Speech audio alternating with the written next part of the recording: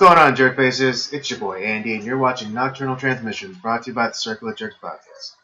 Conversation you could be having during the day, but having at night. Yes, we're back. For another week, talking about you know news, current events, and of course your faithful movie review. Uh, Thank God for the movie review. the movie review closing out the end of the show. Um, with me, as ever, co-hosting this thing is the homeboy Rob. Going on. Yes, and it's to quote a meme I saw just before we came on. It is now the 87th of March.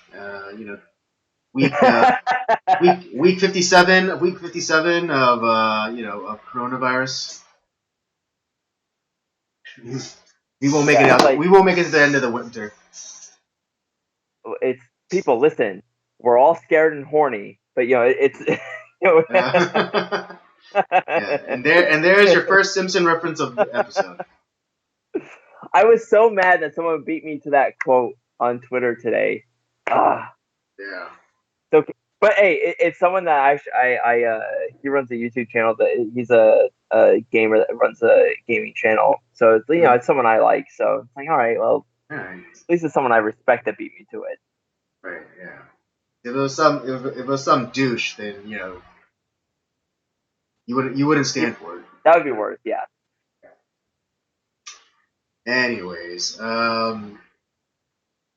yeah, Rob, it's been a whole 2 days since 2 days since I saw you last. Yeah. Of course, because of the lockdown, we didn't actually, we weren't actually physically together, but we were together virtually, creating content, for the channel. We got some good stuff coming up. I'm really excited for what we have coming up. We got some more cool stuff coming out this week that we're going to be filming. We're not with each other, but we're still putting out fun stuff. Stuff that I'm really excited about. I was actually working on stuff today for some stuff we're going to be filming later on this week, and I'm excited. Because of the lockdown, and now seeing as the lockdown has been extended, at least the suggested lockdown has been extended. We decided that we were still gonna do podcast or record podcast episodes, but we'll just be doing it remotely through Skype or whatever. Similarly to how we used to do pre-tapes for this show, that's just what we're going to be doing for the time being until everything calms down and we can get back, in the studio together. And I do miss being around people. I mean, I'm stuck at home, and I see my parents and and whatnot, but it's, I think one of the, even though I had very little interaction with people normally, and the only time I did was when I had had a small gig here and there, but part of it was bearable because I knew I could go out, meet my friends, have a drink, or what have you. But now that that's not really an option, it does make it a little bit more difficult. But I'm holding in. I'm still I'm still I'm hanging in there, as it were. That's what. Yeah, it's obviously I'm luckier than most. I obviously have my health. I'm not dead, and I still have work to do. So there is that. So like I said, I'm very thankful and for all of that. But yeah, with not having the option to actually go out and meet up with my friends, or go out, have some drinks, go to karaoke, or or just do something together, no matter what it is. Um, kind of sucks ass. It's weird. Because I don't like to go out that much either. But now that I don't have the option, it's driving me fucking crazy. Um, and Yeah, well, at least your job is considered essential. yeah, well, that's what I said. So I don't want to come off as like, oh, I'm just like I'm very thankful for that. It at least gives me some sort of outside of my apartment, um, interaction. But it's like, and there's other people that they're stuck with like their families and stuff like that, and um, I don't know. There's part of me though that has lost a little bit of, I don't know, motivation. I mean, I'm still like working hard for the podcast. I'm still trying. I'm working my ass off at work, but outside of like other things, just for other things that I'd be doing, it's just, Mhm. man, I don't know why I've been, I don't know if I'm just really tired from work, or if I've lost motivation in some ways. Yeah, I mean, no, you're not alone in that feeling because what is it? Even I'm feeling that a little bit. Editing for cutting up nocturnal transmissions for the excerpts. I've been a little bit. I've been dragging my feet on that, as well as even this most recent episode of the main podcast. I drug my feet a little bit on that as well. Uh, so you're not alone in that feeling. You know, I just I don't know why. It's just I just part of me just doesn't want to work or put forth an effort as I once did. I mean, maybe it's just like me giving myself permission to be a little slothful. Um, but I know it's not a good thing, and every day I'm trying to break myself out of those bad habits. Even during this whole thing, I'm trying to wake. I'm trying. Even though I don't have to wake up as early as I did when I was working. I try to make sure that I don't that I'm not sleeping past 8 o'clock. Yeah, that's well, I mean, obviously, I don't do that because I'm waking up at you know crazy hours. But like today, like I just well, I don't know. My sleep schedule has been kind of like all crazy because I'll get home and I'm not like tired, so like I'll eat and I'll do all that stuff. I'll sleep for a few hours and I'll wake up, and then it's like, well,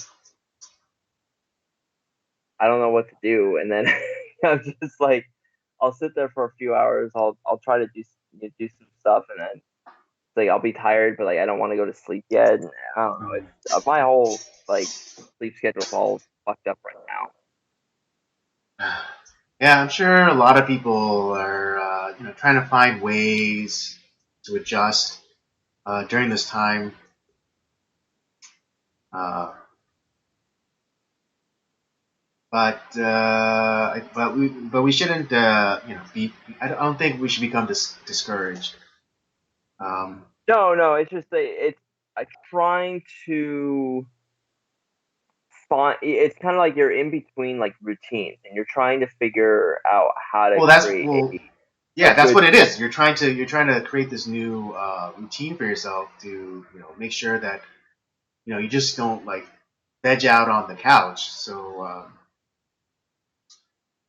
yeah, it's like it's like kind of like the resistance that even like when someone starts doing an exercise regimen, it's that kind of feeling where you have to like drag yourself out of bed and get yourself dressed, and then either go for that run, or or lift those weights, or get in the car and go to the gym. I mean, now it's like you can't even go to the gym, so you really do have to try and get yourself up, up off your feet, and out there to even just to go for a walk. Um, I think, but I would equate it to that same sort of feeling for people these days, and especially for those people with children, it must be really difficult. Just trying to find ways to keep their children engaged, and also activities to keep them focused. I remember I was messaging with a friend who has a couple of kids, and he was saying how that they had bought, like, they had just recently bought their kids something, and after 5 minutes they were already over it. So uh, Yeah, it's and it. I will say, like, as much as obviously I like kids and I want kids of my own someday. I am glad that through this situation I don't have kids because I probably be going a little bit crazy because there's no like there's the thing is like kids need a an outlet to burn off that energy, and there's nowhere to go. That's the problem. There's nothing that you can do to burn off that energy. For me as an older guy, I mean, I'm okay with kind of with that. Kind of I don't really need to go out for a run or all this stuff. But like kids, they need that stuff, man. They need to be able to, especially boys, man. They need to run off that energy, or do some sort of sports or uh, martial arts, or something. They need to burn off that energy. Otherwise, they're gonna go nuts. yeah, absolutely. Um, yeah, So one I of had the to blessings say of a being big, single for me. Yeah.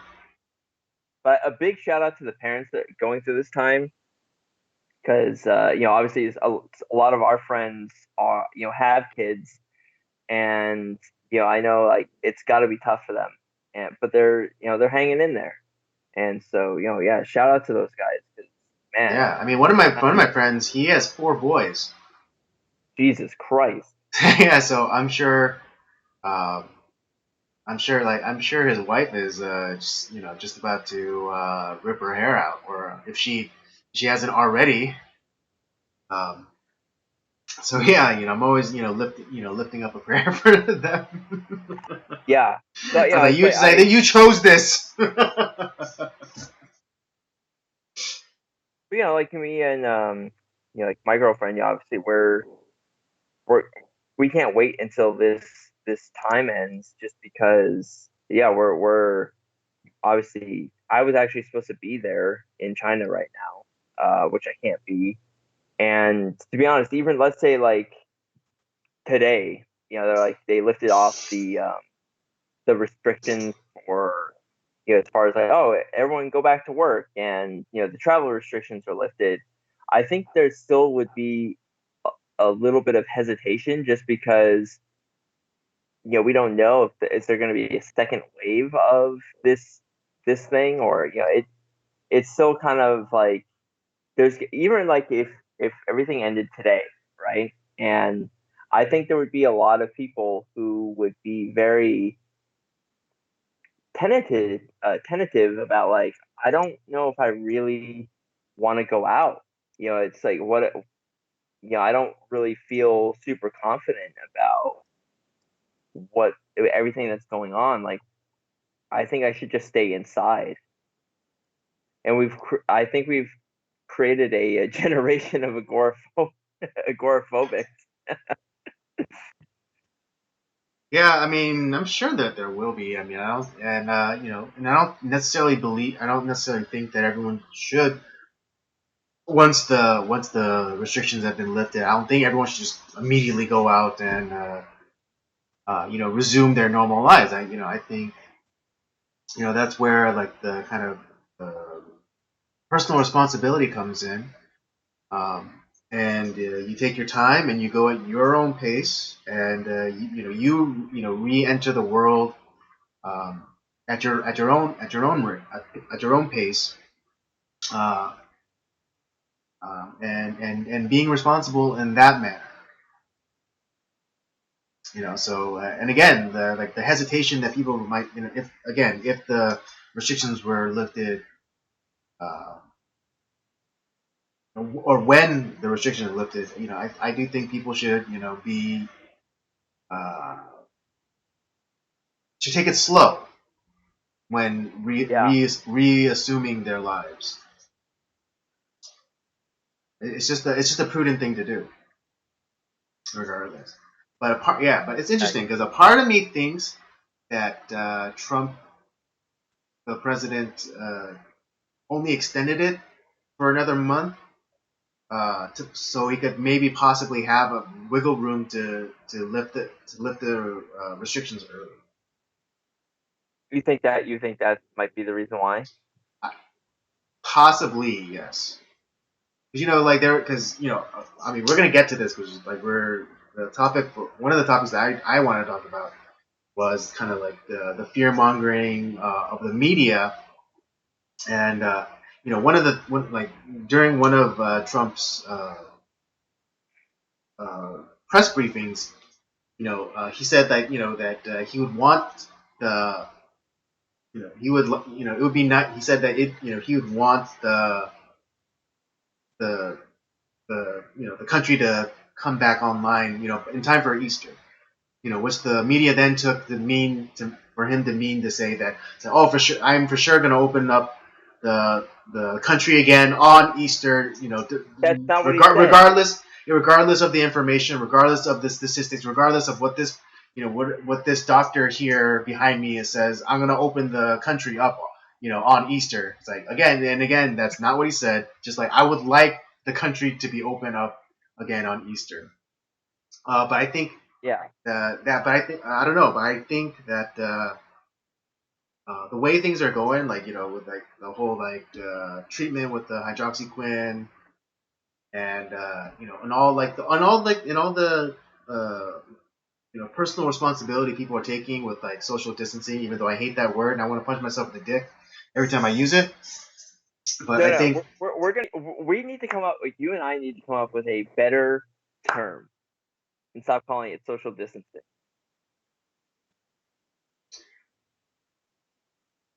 I don't know what that how term is. about okay, I got it, contamination negation, I like it. All right, let's and it do it. rhymes, contamination negation.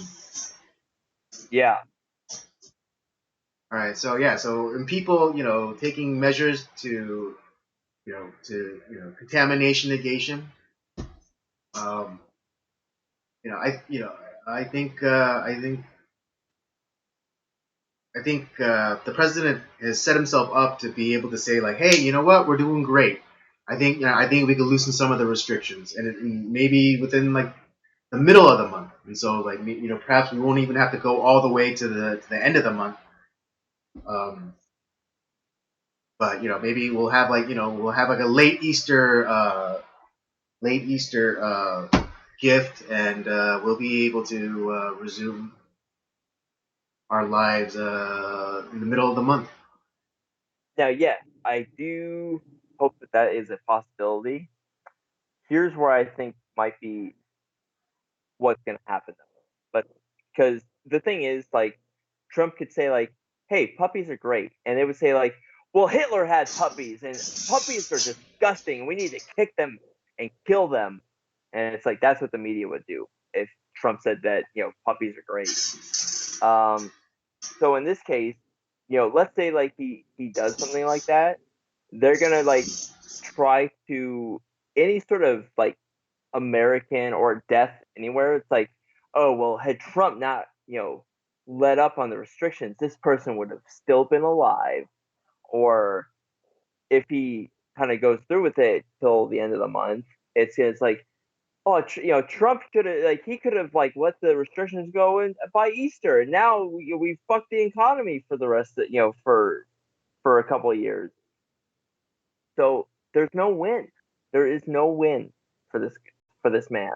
Right. I mean, yeah. I mean, again, I agree with you. What he Because did was our it's like there's no way he was gonna win because if he decided to, yeah, he's gonna reopen the country for Easter, then and then someone like more people, more cases of COVID came in, or like or worst case scenario, someone died, then yeah, then it's like, oh, you lifted it too soon, and and then if it goes to the end of April and then into into May, then yes, they're gonna say that, oh, you irrevocably destroyed the economy. So yeah, he's damned if he's damned if he do, damned if he doesn't. But it doesn't matter. It doesn't matter. It's I because the media is gonna be there to complain and to bitch and spin, until their heads pop off. I cannot stand our mainstream media in this country. I mean, All right. Well, yeah. Okay. Then it, let's get. All right. We'll get it. I guess we're I getting just, into it I mean, now. I just, I am so beyond angry with how they do things. I mean, the thing is, like, this is not the time to play politics, all this stuff. It's like, give us the information that we need. Stop misreporting about how these people are like dying, because there's a lot of these deaths that they're conflating to be coronavirus deaths that are not caused by. I mean, that might be what finished them off, but that's not why the reason they're in the hospital in the first place. Um, Give us accurate information. Don't just jump the gun. But they can't do that. They cannot do it because they as I've said this 1,000 times. I was talking to you this about before we even started filming or started the live stream. Is that our mainstream media needs to create this fear because that for draws in viewers. Oh, well, that's kind of scary. But I need to hear this news story. So and so it creates viewers, and you give them just enough where it's like, oh man, that's pretty scary. Like, and you create this fear, but the only cure is to keep listening to them more. But they never. It's a snake oil salesman. They don't actually give you anything. They just give you enough to keep you coming back so that you gain more fear and you become addicted, or you become latched upon these people for information for something you're never going to get. There's nothing to be gained from the mainstream media. I cannot stand these people. And I'm not talking just about, obviously we bash the left constantly on this on our channel, especially on this live stream. But I'm not just Mhm. talking about CNN, MSNBC, all those guys. I'm talking about Fox News too. They're just as awful. Everyone talks about like, oh, well, they're the right wing version of CNN. It's like, no, they're not. They're the same thing. It's outside of maybe like a couple of their hosts. It's just as liberal or left wing as CNN and all these guys. They're not your friend. They're not there to give you information. They're not there to like. They're there to create fear, to keep you coming back. It's like you become heroin addicts on these people, and when you stop watching them and you start actually, reading as unbiased of news as possible, you start to realize that these guys are not your friends. They're not providing you anything. And it's like, wow, why did I watch these people for all these years? Why did I have all this fear? And I just I like I said, it's a beyond anger at this point. Yeah. You know, Owen It's Benjamin always talked about, like, we live in this land of wizardry. That's where it starts, right there. The mainstream media is the land of wizardry.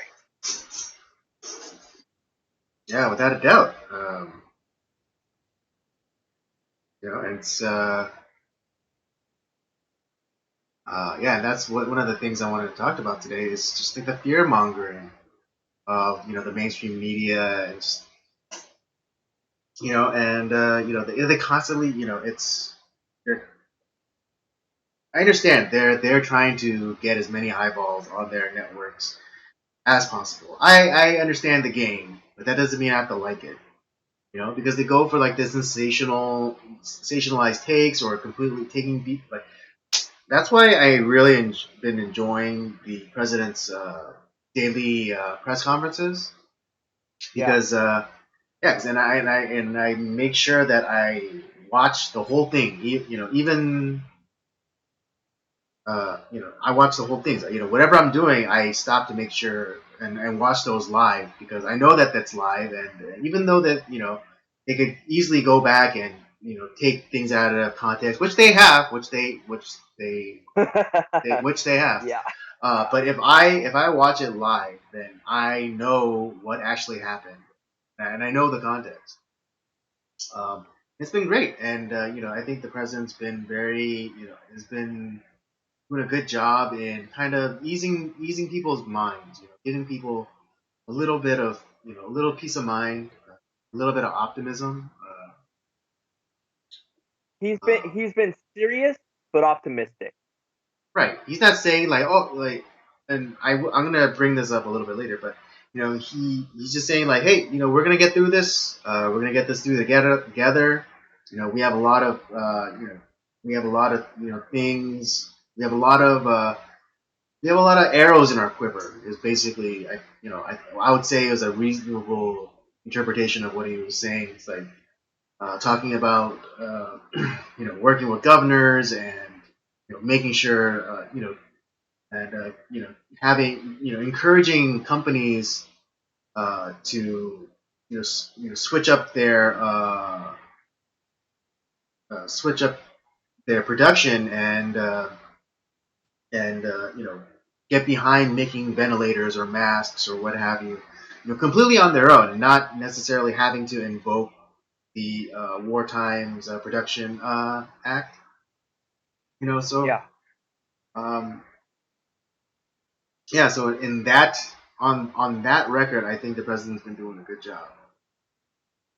But of course, Yeah. the mainstream media, yeah, and then of course the mainstream media is during those press conferences, that they're there and they're asking questions, and some of the questions are just completely off base, um, or they push Trump into trying to try basically try to get a soundbite. I remember one of the earlier ones. I forget Peter something or other from NBC, and he was the president was talking about this drug. Hydroxychloroquine, which has been around since like the 40s. So it's not and it's a malaria drug, and it's been around for 80 years almost. And so it's not a new drug. It's a known quantity, and there's been anecdotal evidence that it has been, it's been able to treat the virus, and the results have been positive. But he comes in and it's just like, oh, like, don't you think you're giving people false hope by saying this? But the president didn't say that. It's like, oh, here's this drug that we know that it's used for this one thing, but we could use it for the other thing, for this thing. Yeah. And what I He hear, didn't say it's good. I've been hearing good things, and I'm just saying that hey, let's just try it out, see what happens. he didn't say it was some like miracle cure that's like, oh yeah, if we just take this, we'll all be fine. He didn't say that. He just said it's like we're working on some stuff. We found there's the hydroxychloroquine, which has been used for other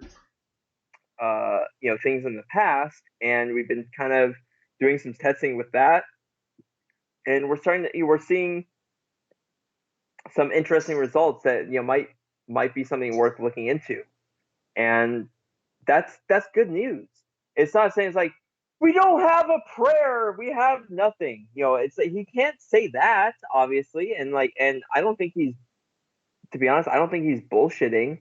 It's like we're I'm being told that like there's some positive results with this, and we're gonna keep working on that, and yeah, that's good news. That's something to be like, hey, maybe we're on the verge of creating something that's gonna help, kind of help get rid of this thing, or at least have a some sort of vaccine for it. But of course, it's like you can't have any sort. Trump can't have any sort of win, and I look, we'll talk about this in a little bit, but you have Trump, you have Donald Trump, our president, and everyone's really lauding like how great Andrew Cuomo is acting during this time, the governor of New York. Hmm. Um, and the thing is, they're saying the same fucking thing. But yeah, it's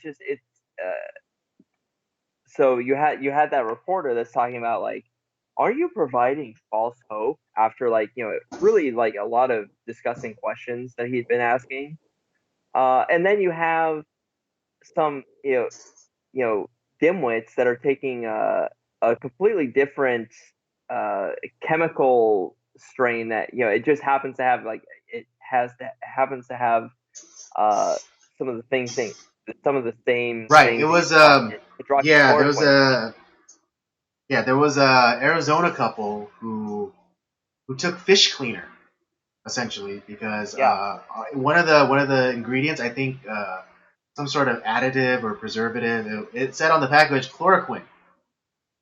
And but it's like a phosphate, so it's like yeah, it's yeah, it's not fit for human consumption. It'll kill you. right. And so yeah, and so they saw this, and they heard, and they may, they maybe they heard something on the news that the president said about chloroquine, but not chloroquine phosphate. And they took it, and Huh? sadly the man died, and the woman survived. But like the headlines that came out the next day were like, oh, couple takes, well, here's the misleading part, because they labeled it, they're saying that it was the actual drug that the president mentioned. It's like, oh, couple takes recommended medication, prescribed by the president or whatever. But that was, if you take 3 seconds and dig a little deeper, you'll find out the truth. You'll find out the truth. And it was, and of course that you would say like, oh, maybe it was just, there was just them trying to sensationalize, trying to get people. Like, that was a straight up lie in the headline. That was a straight up lie. How can you defend the media saying, lying to you like that? It's like, battered wife syndrome. It's like, oh, like, wife gets beat. It's like, oh, you don't know Tony. He's really loving. Like, when he's not drinking. Yeah, That's essentially what people, when people say like, oh, maybe, that the media is just doing their thing. They didn't mean to mislead, or they didn't, maybe, no one proofread the headline or whatever. It's just like battered wife syndrome. yeah. It's just it, it's not just like in this case. It's been going on for a long, long, long, long time, and I think I think there is obviously like people that are waking up to this, and we're Mm-hmm. seeing obviously a lot more like alternate news sites. We're seeing a lot more stuff that's coming out that's with more. It still has its bias, but there's a lot more accurate reporting, or Mm-hmm. at least, they're upfront about their bias, and which is a good thing. But yeah, like I said, these guys are not your friends. The New York Times, CNN, Fox News, all these guys, they're not your friends. They're not Yeah. reporting. They're not giving you facts. They're giving you fear, and they're giving you fear so that you give up your liberties in times of these crises. And they are the enemy of the it's Trump keeps calling them the enemy of the people, and it's true. To be honest, like obviously like uh that wording has some bad connotations to it, but it's true. They are not pro America. They do not like the Constitution. They do not like the founding of the United States. They don't like what the United States of America stands for. They Yeah, it's want funny. to They just don't like it, yet they have no problem benefiting from all the systems that have blossomed. Thanks to the American style government. right. But I'm just saying, it's like as I said, they're not your friends. They don't, people like you and me. They don't like us, Andy. We're Christians. We are conservative. We don't like government. We don't like big bloated government. They don't like you and me. They would rather have us dead. And you especially, with you, like, with your handicap, it's like you should have been killed in the womb. Like, they definitely don't like you. Yeah, pretty much. Yeah, because I'm someone who strives. I'm someone um, who overcomes. Despite the obstacle. I mean, not to be no, to be boastful. My entire life is a testament to the idea of the individual. Striving and accomplishing something for themselves, despite the obstacles, despite the completely pun intended the hand that they were given. Yeah, Yeah, so and it's because we're not useful idiots for the Democratic, leftist party. They hate us. We are not their. They wish that we would not exist. yeah. I mean, yeah, it's yeah. They like Robert, saying that they're not your friends, and I mean, even for the people watching this, don't take us to be some authoritative source of news. This, we have a bias too. And and all we're doing is reporting on news that's already been reported. But we are offering a little, we are offering more context and a little bit, more a tempered uh, a tempered opinion, but it's still our opinion. Uh, so Exactly. so We don't claim to be a news site. We're not saying that we're not out on the front lines, asking questions and reporting on things and writing articles. So we're right. you know we're not a media, like, source in that way. Right. I mean, we're almost the same as New York Times, but I think but we're Well, we're slightly better than them. well, yeah, no, yeah. I mean, we're like a New York Times, but we are. I would say that we are more balanced, even though we do have a bias, um, because we want and our opinions do our we have a bias. We fully admit that. And we welcome the opportunity to talk and discuss and debate and to wrestle with other ideas to see which one is better than the other and all that good stuff. But yeah, So, I but think then, but I don't take what we say, and be like, oh well, the Nocturnal Transmissions guy, they said that this, that, and the other. It's like, don't take us as an authoritative news source. Take us as a bit, a starting point. A starting point. Take what we said, look into it, and then make your own determinations. Because I mean, yeah, I wouldn't. I'd be a hypocrite if I said, it's like, oh, don't listen to those guys. Listen to only me. That I'd be a hypocrite. that's how cults start. Exactly. Even though I think I'd make a really great cult leader. Just not to be tooting my horn in this area, but I think I'd make a pretty good cult leader. I think you could probably get everyone to cut off their hands to be just like you. I could.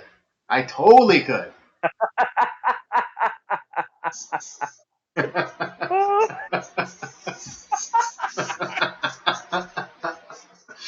Release yourself of your burdens. You cut off your Hands are for hands. the devil. Yeah.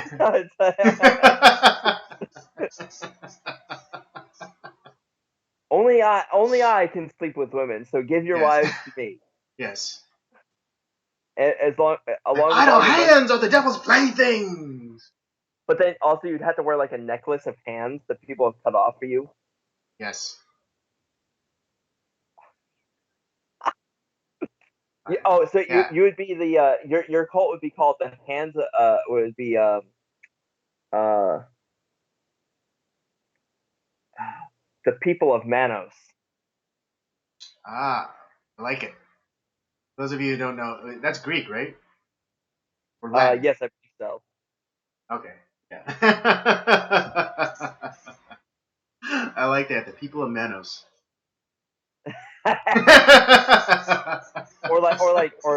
or Manos of Fate or something along those lines. Yeah, yeah, yeah, Like, yeah.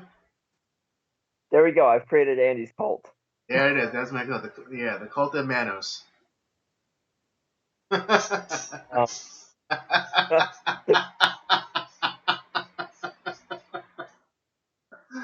Oh. See, we okay, have fun so here. We have fun here. We have fun oh, sorry.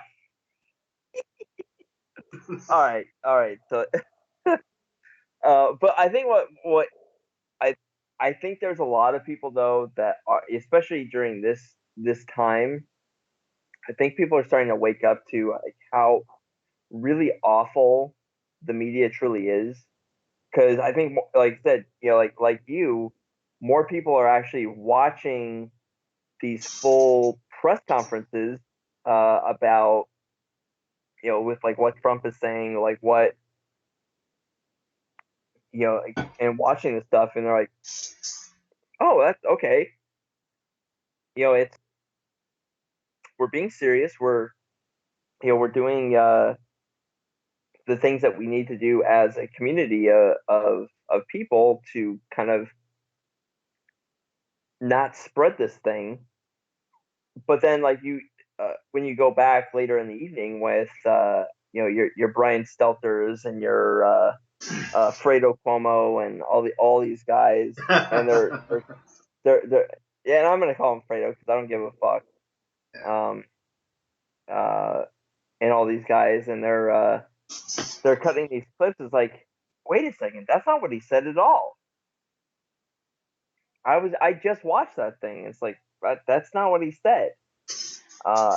That's and it's yeah, and the thing is though, this has been happening for such a long time. We did that movie review of Mr. Smith Goes to Washington, and they were pulling this shit back in like '39.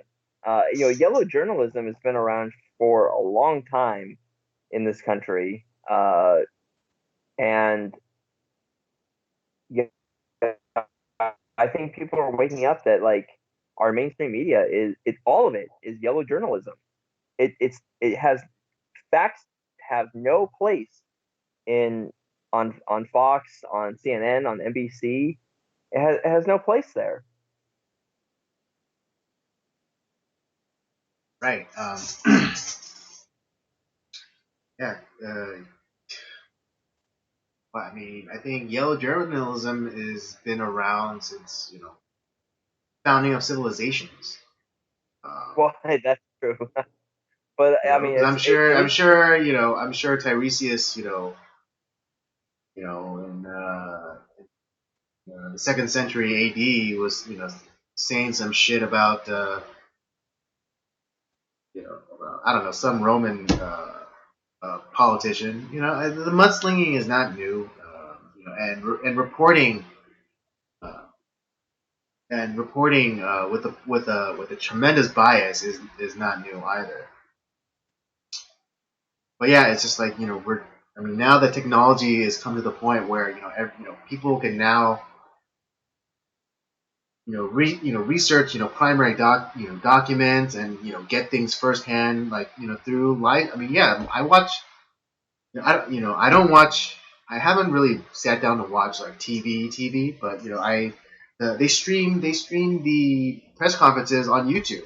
And I get the notification, and that's what I pull out my phone and I start watching. And I'm able to watch primary sources. And and You again, know, not just me, but yeah, everybody. Um,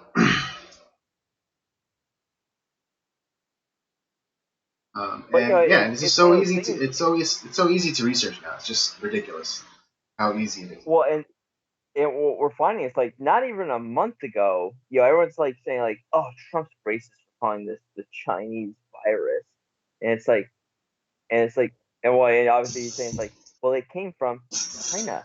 It's like it originated there. So all these other, China, yeah. China. But the thing is, like, I like how it with says with China that, with that emphasis. China, China, you know, China, China. but and the thing is, not he wasn't blaming. It's like, oh, it's Chinese people that caused this. No, that's not what he's saying.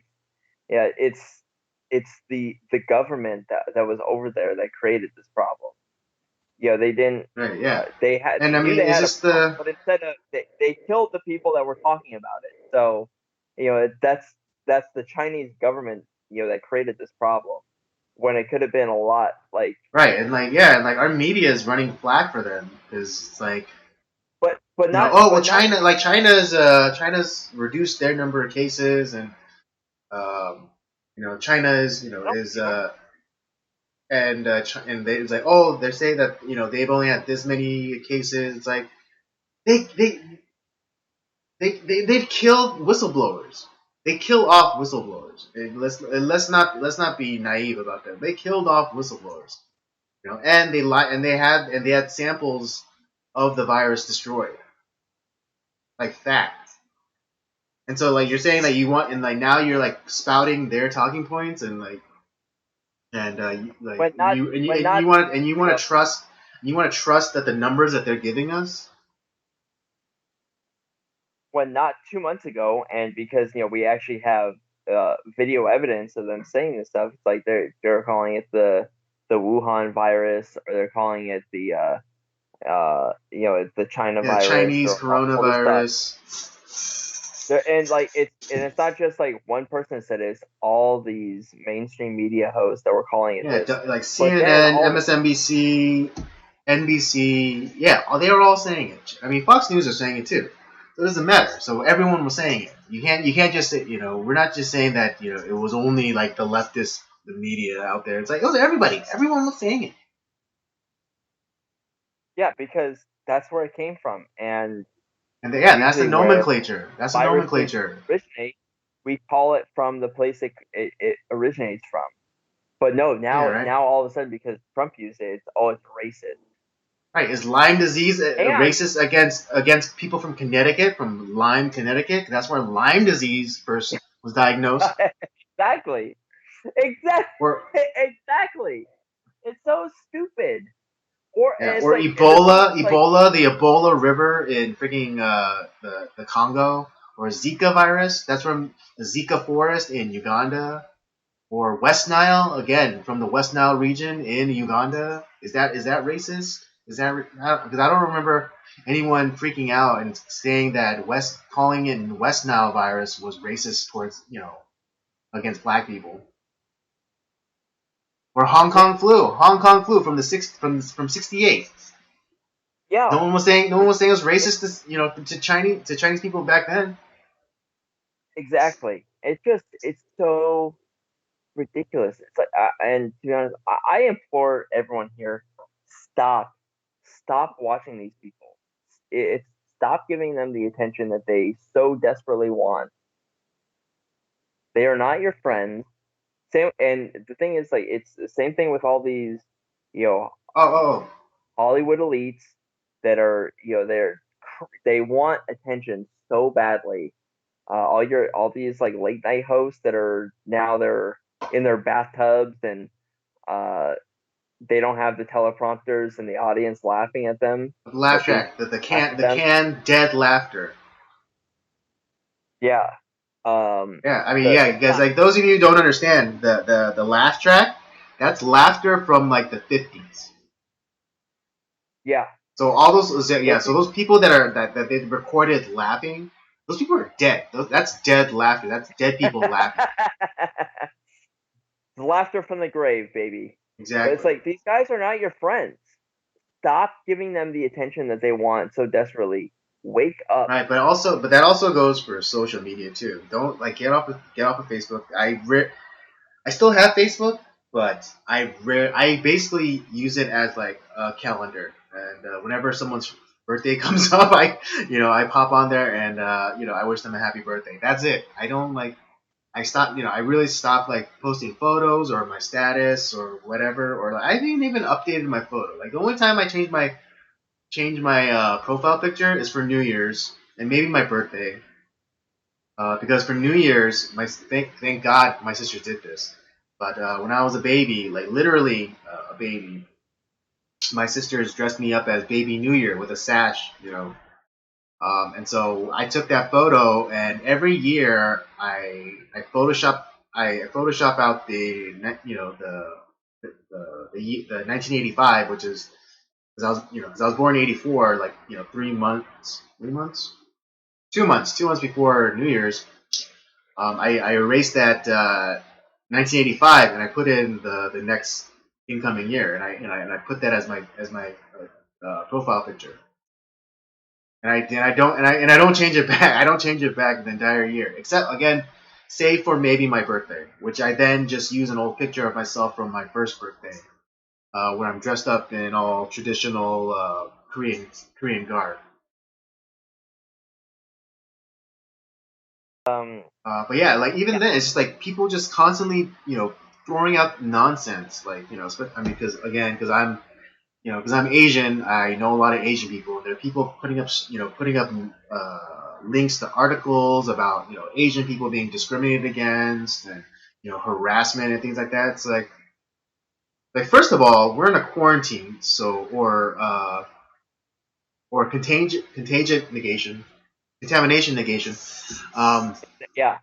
Contamination negation. Let's make it a thing. Hashtag contamination negation. Use it. But but we're in the midst of a quarantine lockdown, and so like, what Asians are out right now being harassed, and what people are out there to harass them. Exactly. That's is bullshit. And I mean, I just saw recently on another podcast this Sunday about this Asian couple in, I think, Minnesota or Michigan. And they supposedly got this racist letter on their door because they were targeted because they were themselves were Asian. I'm gonna say that they probably created that letter themselves. Yeah, yeah, me too. Because it was very interesting because like the woman, she put up a post, and then she's like, she volunteered the information that, oh, even though we have like cameras, like we have a Ring camera or whatever, for some reason it went down and we weren't able to like record who was there. Okay, So it's that just I like, now yeah, one yeah, there you go, strike number now one, I am 100% convinced that they wrote that letter themselves. right? And of course it was like, it wasn't handwritten. It was printed, probably inkjet. Yep, Um, of course. yeah, and this yeah, so who is doing this? I mean, yes, there's like that clip of that elderly, probably Chinese, elderly Chinese man in San Francisco who got harassed. Yeah, I totally I believe that happened. But even Yeah. then, he didn't like the guy, the old man. He didn't even blame black. Like it was like a group of black teens or whatever. But he didn't say like, oh, damn those niggers or whatever. He's just like, oh, I don't blame anyone in the community. And the community actually rallied around him, and like, and he collected cans as a supplement to help, like, because he didn't he was like retired or whatever, but his wife still worked, and so he went out and collected cans, and the community like gave him all of their cans or whatever. I mean, I think it would have been nice if they gave him money, but I get the gesture. Yeah, I'm not saying that the cases are zero. I'm Right. pretty sure there's people that are like stupid enough because they listen to the mainstream media too much Mm-hmm. that would do this. Uh, but it's not to the explosive levels that like now the mainstream media is wanting to put out there. And obviously, like I'm not saying my the majority of the people that I'm around are Asian, so I mean, obviously, like, yeah, I think I would know if it was something more serious than it actually was. Right, because imagine imagine I mean, not you specifically, but imagine a similar situation. And it's like, it's like, oh, damn these chinks, right? And like, like a guy who only has like Asian friends, like, god damn these chinks, and turns to his like Asian friends, like, am I right, guys? And it's like,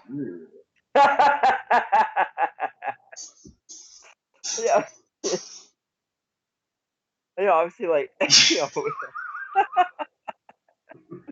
so ridiculous. Oh, it's ridiculous. Like I said, the cases aren't zero because right, there yeah, are yeah, and yeah, people uh, don't take us to mean that we dismiss all reports of harassment or whatever as fake, but we look at it critically. all of a sudden their ring system went down. Fucking bullshit. I know that's not the case. Yeah, it's just like it's like it just so happens like Oh, just as these what? racist assholes come to harass, and it wasn't it was a letter. It was a letter, and it wasn't and on the letter it didn't even say that they were going to take like they weren't. It's not as though that they were necessarily threatening violent action. It's like it's like we see you. It's like we know where you live. It's like okay. It's like, but there was no like threats of like, oh, if I see you in the street, I'm gonna bust a I'm gonna put a 40 a 40 in your dome or whatever. It was just like, yeah, I see you. Better keep your distance. That's all it was. And the thing is, like all of a sudden, like, oh, but you can't look at our ring camera because it was down. Give me a fucking break. Right. Stop. Just stop. Just stop. You've incriminated yourselves already. Right. Just stop. I'm super serial, guys.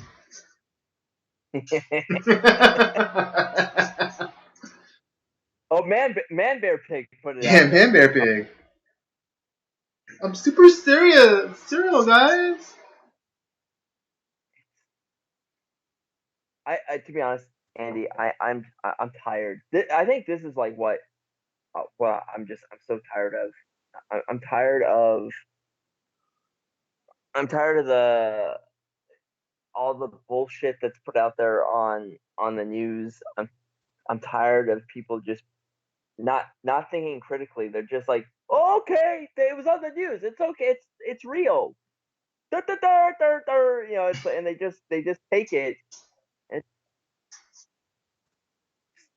I'm exhausted. I know, me too. Yeah, I'm still waiting for them to publish the names of all the dead people from Corona. Like I said, I'm not saying the cases are zero. I'm not saying that I'm not taking it seriously, but I'm not.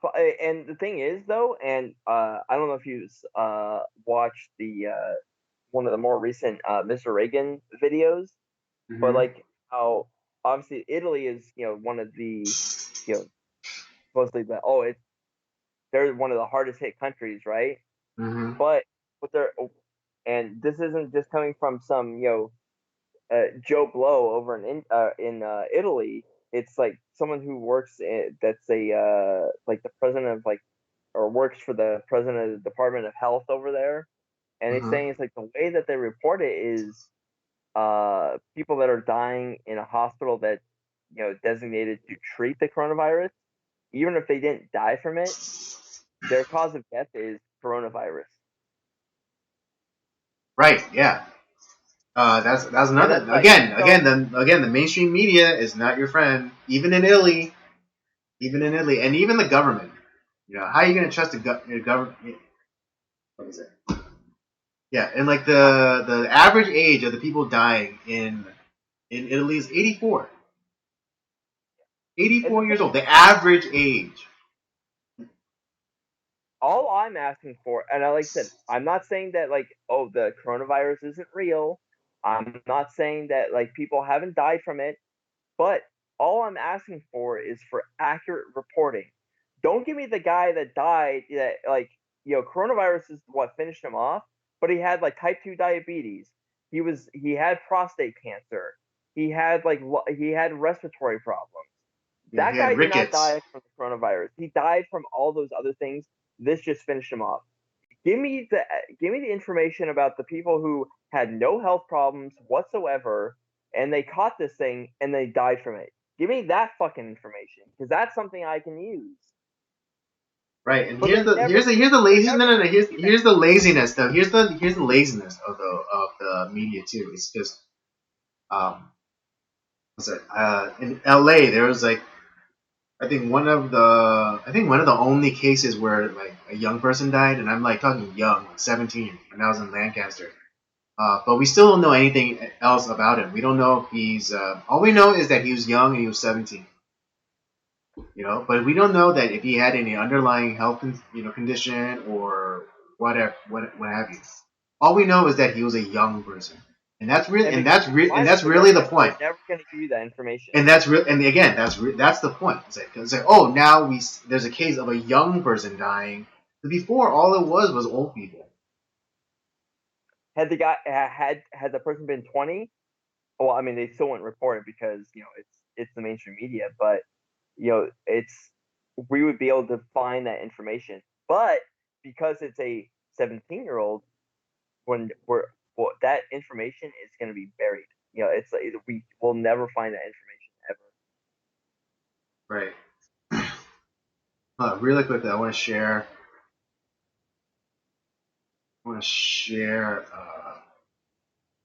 A website.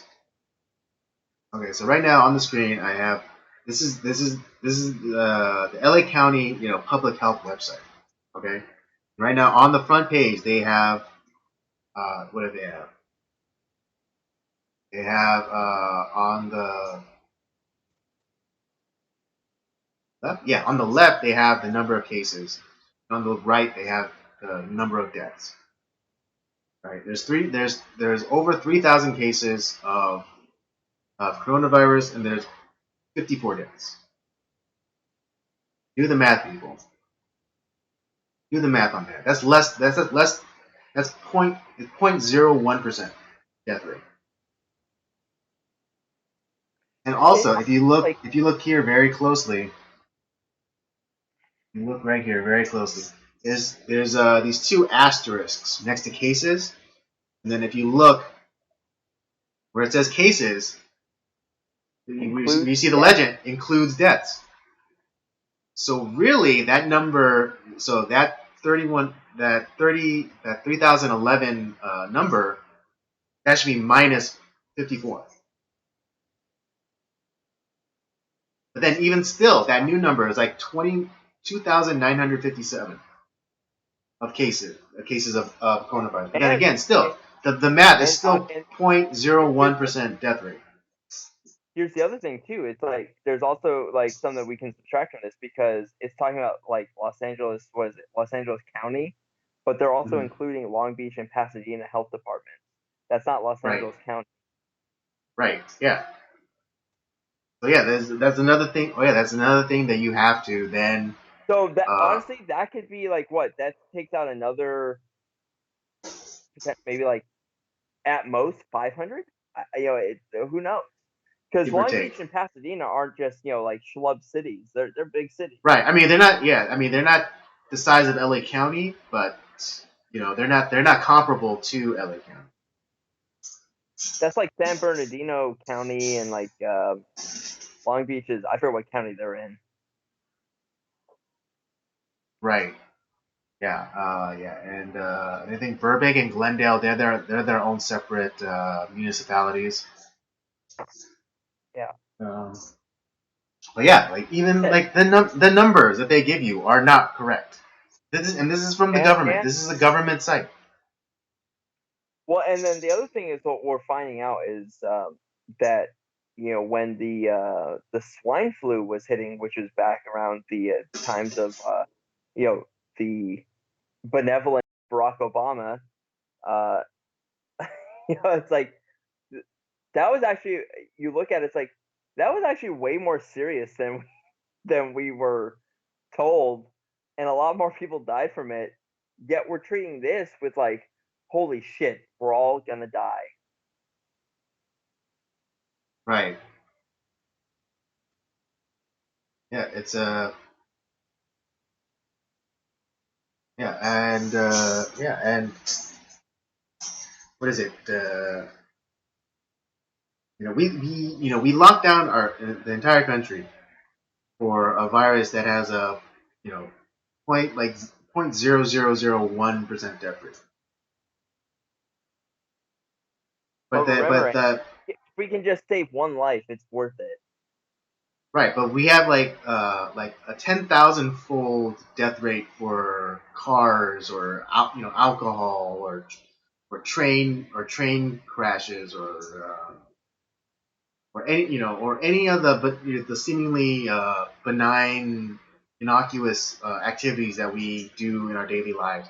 But no one's talking about shutting down the roads or taking or prohibition or I mean AOC is talking about it, but shutting down airplanes or shutting down the railroads. Yeah, yeah. It's just, I'm just, I don't know. Like I'm so angry. I'm, like I said, I'm beyond anger at this point. Like, our government is, based off of the media. Our government is taking away our liberty. They are putting this country into a depression that who knows if we're going to recover from.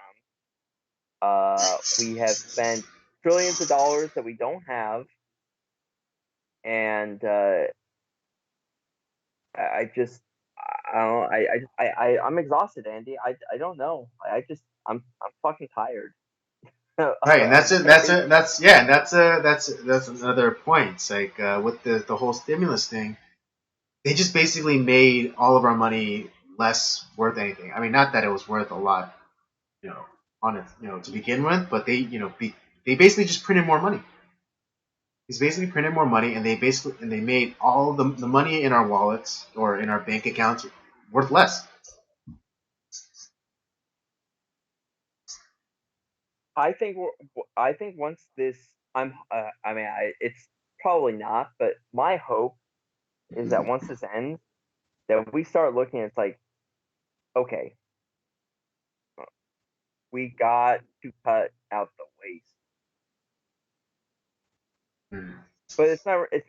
Like I said, It's we never can't gonna just. happen. It's never ever gonna happen. Because honestly, it's not even like, it doesn't matter Democrat Republican, because we have a lot of Republicans, quote unquote conservatives in our government that really they're Democrat light, and they want to just spend and spend and spend us into fucking oblivion, and they're only caring about their own pocketbooks. They don't give a Hmm. shit about They don't care about the country. They don't care about anything but themselves. Like I said, they're exactly like your Nancy Pelosi, who is trying to, through this, uh, hold America hostage so that she can transform the government in her image, um, along with the other, radical Democrats that, uh, like, where pretty much like they were trying to get all this funding for all this different stuff. And yeah, one case in particular was the Kennedy Center, which is Oh yeah, okay. yeah, that's what it was. Yeah, now I'm remembering what I was doing, and this pissed me off too. It's like, Right. so okay, they were getting funding for the Kennedy Center. Okay, great. Then instead of paying the people that work at the Kennedy Center, they fired them all. Once the money comes in, they're gonna fire them all, and then they're gonna funnel that money into the Democratic National Convention because Joe Biden has no money for his campaign. Oh, who would have guessed? And it's like, all that stuff is getting buried in the news because all anyone talks about is this fucking virus. They don't talk. It's like there's other stuff going on behind the scenes that is just as that's even more deplorable than uh, than this virus that is going around. Right. And I mean, And I'm not saying, like I um, said, I'm not saying don't take the virus seriously, but there's other shit that's going on that they're burying in the news. right. Just because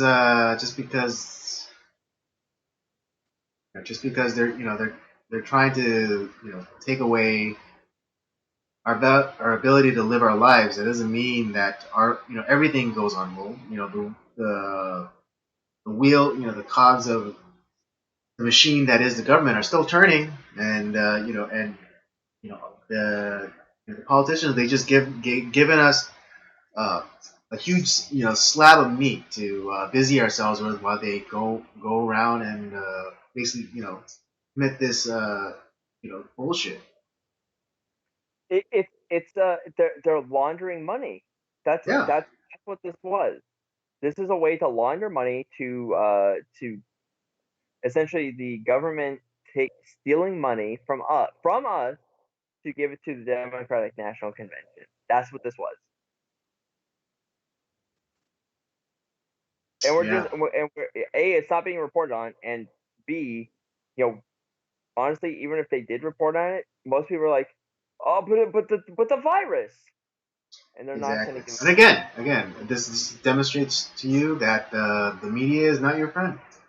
They're not looking out for you. They're not looking. They're They not just looking to report. They just run flack for the or at least they they just literally run just flack stole for 20, politicians. just in this one situation. They just stole $25 million from you. And the thing is, like, stop, you guys out there, stop acting like we work for the government. We do not work for the government. They are our employees. We're the ones that pay taxes. We're the ones that run this country, not them. They don't produce anything. Our government does not produce one fucking thing. We are the ones that produce for this country. Right. Yeah, because So, because all so they do, stop yeah, because fucking. the politicians, all they do is sit in a room and argue with each other.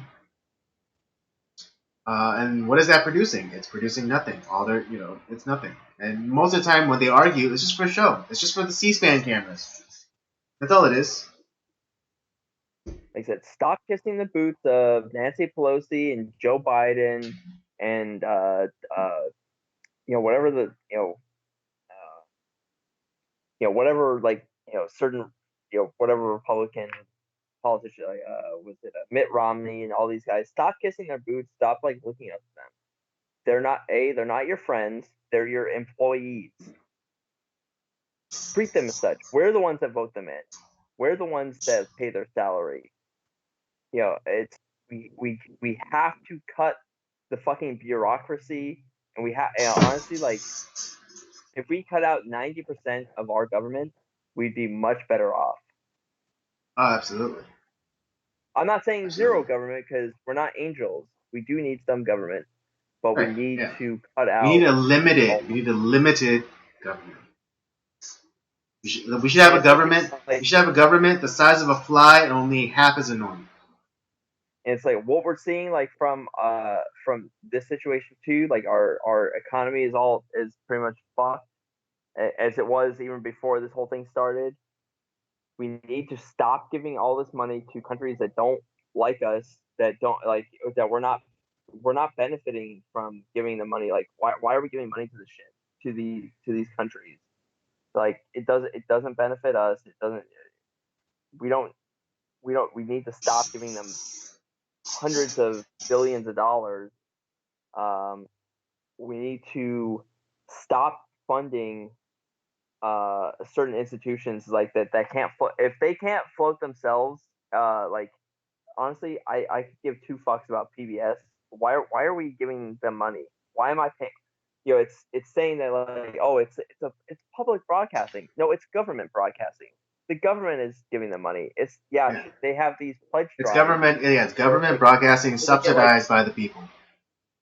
Exactly. Like we give them what, like $20,000, like in donations on their pledge drives, but in reality, our taxes are going to that. It's like we're not fucking England paying the BBC. You know, it's, it's Right. Oh yeah, like the whole licensing fee that they have to pay every year for the BBC. BBC. Yeah. For those of you unaware of this, BBC is government broadcast. and if you don't pay it, like they're coming for you. Yeah. I mean, imagine. Yeah. Like imagine back in the TV really take off in this country, like in the 50s. What, like let's say in the 50s that the government started charging a tax for for them to broadcast PBS. No one would pay. No one would pay for it. Fuck No no. one's. You know. And it's like I say, I don't want us giving you know you know hundreds of millions of dollars. Actually, was it like 500 million a year to Planned Parenthood? No. Why can't they? Obviously they can't make enough money on their own to run their satanic organization. Give me a fucking break. Right? Yeah. It's yeah. I mean, that kind of shit is the stuff that we should be upset about. That's the thing. Like it's not okay. It's just like the politicians just sneaking their shit into stuff that people would normally vote yes for anyways, and so that's why they're trying to sneak it in. Like that's why they try to sneak in this provision for Parenthood for this stimulus thing because like they knew that people would vote yes for it, and but then luckily someone had two brain cells to look at this 800-page uh, document to see that they were trying to sneak that shit in. It's God, I don't know, Andy. I it's just part of me is like I'm gonna keep fighting for as long as I'm alive, for liberty and freedom in this country. But fuck, man, I just I'm tired. I'm so tired. Yeah, I mean, that's the price of freedom: constant vigilance. It's that's why freedom isn't free, and even the founding fathers knew that, and it takes constant vigilance to make sure that that no one tries to even put one little toe over that line, dividing tyranny and democracy, or tyranny and freedom. So, 'cause democracy is just tyranny, but you just get the vote. It's the mob tyranny. Yeah, because that's what disconcerts me about people who say like, oh, we should just move to pure democracy. I was No, like, nah, nigga. and that's the thing. It's like democracy doesn't work. We don't live in a democratic nation. We live in a republic. Right, which is yeah, it's representative government, which is way better because again, it's like because if the demographics keep shifting in this country, then yeah, it'll be you know uh, tyranny of the majority. That's what democracy is. Tyranny of the majority. It's Yeah, democracy is two wolves and a lamb voting on what to have for dinner. yeah, that's a great way to put it. Um, it's like all those scenes from The Simpsons where like the mob just like overruns everything. That's what happens. Yeah, that's democracy, and that's not hyperbole. That's literally what it is. And so like the people calling for like the dissolution of the electoral college, and it's like you're so fucking dumb. Or even worse, you have the states that it's like, well, whatever, like the majority of people vote for, that's where we're going to give our electoral votes to. That's that's unconstitutional. They can't do that, but like they're just allowed to do it.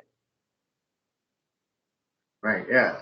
Well, I remember there was a bill, and I think like a good number of states had signed up for it. Was that it? Like, so they could give whoever had popular vote in that state. That's where the votes for the. Yeah, Okay. Yeah. Fuck that shit. Fuck that noise. Um. I mean, okay. Let's just. I want to this.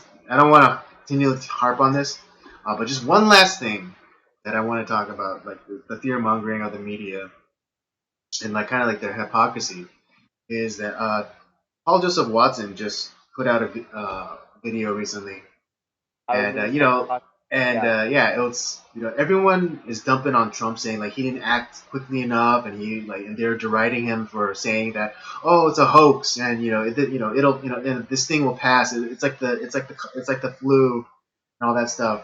But just earlier this year, yeah, not some 2 short months ago, did we have Democratic which leadership. feels like honestly 2 months ago feels like a year ago at this point.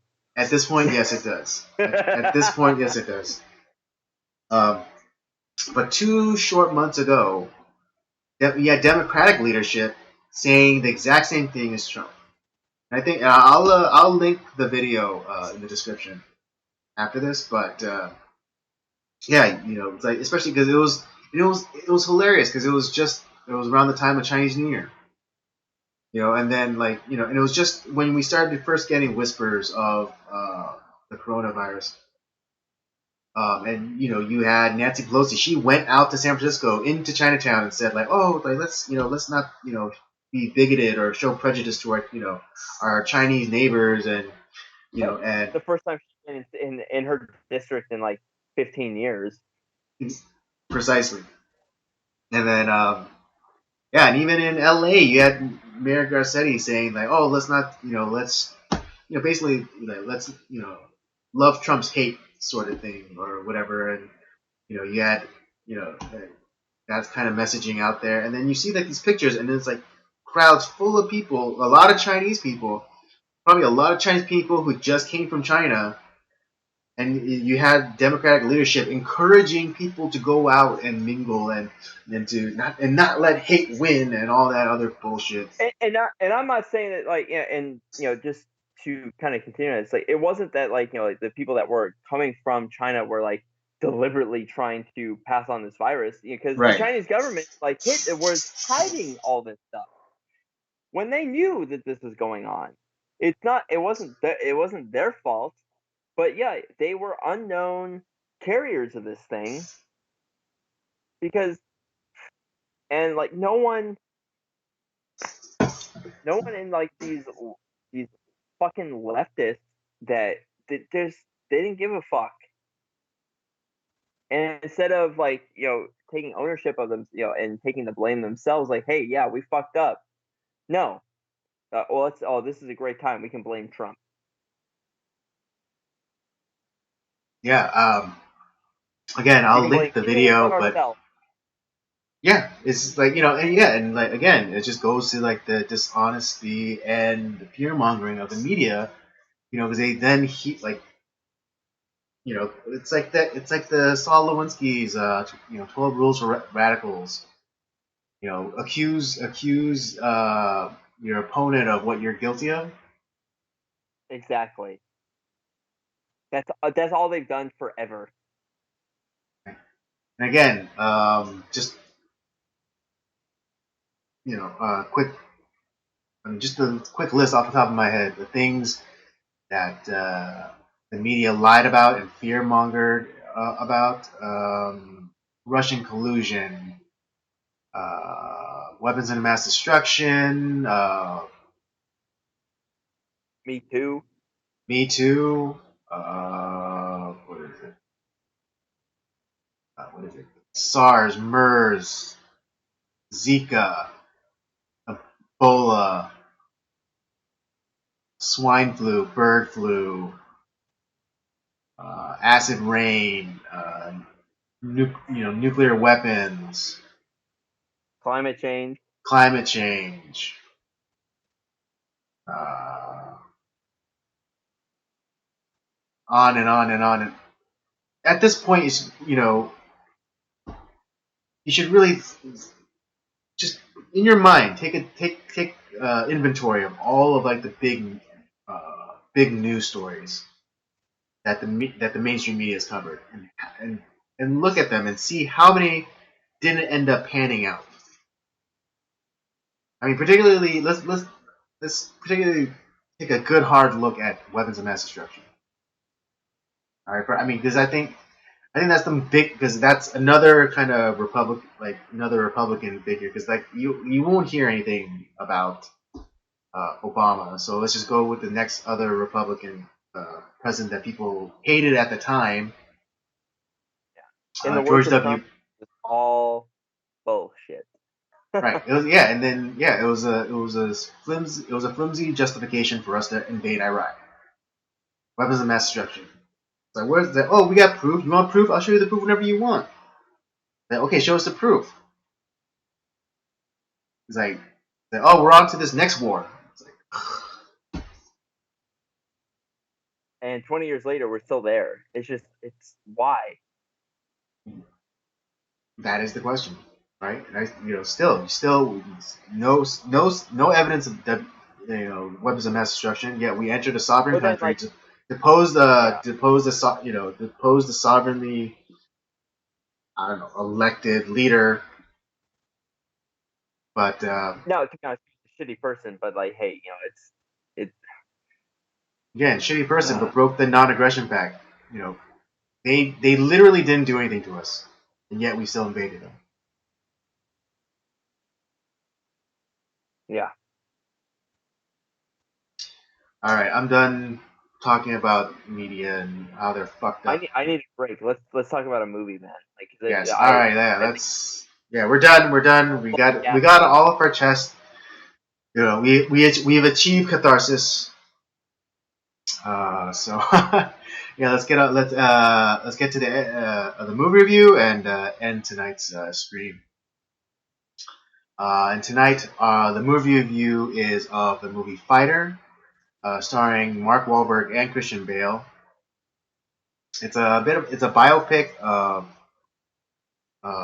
Boston native son Mickey Ward, who comes up and becomes I think it was a heavyweight champion or Welterweight. welterweight. That's right, welterweight. Uh, and yeah, so it's a bit of a biopic, but as Rob, because this is Robert's first time, or this was Robert's first time viewing it, and so he had no idea, and I didn't want to ruin it for him, so I just told him uh, to expect it not to be like a typical boxing movie. Yeah. So when I was watching this, like, because it has elements of other films in there. It does have elements Right. of like your boxing great film Raging Bull. It has elements of Requiem for a Dream, uh, and it's not it, but I guess it kind of sort of has some elements of Rocky, but not really because Mickey Ward. It's obviously Mickey Ward actually exists, unlike unlike Unlike Rocky. Rocky Balboa. But yeah, it's like it's the guy when he wasn't a nobody. Um, he was But he wasn't a somebody. somewhat an accomplished boxer. Um, but and it the film has showcase. And it's not like it wasn't about boxing. I mean, obviously that was a strong element of the film, but like it's showcasing this family dysfunction. Let me get give them the synopsis real fast, and let's really jump into it. All right, The Fighter.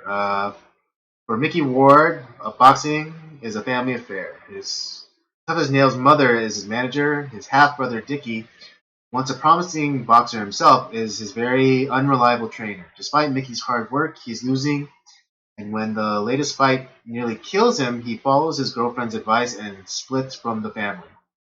Then Mickey becomes a contender for the world title, and he and his family earns a shot at redemption.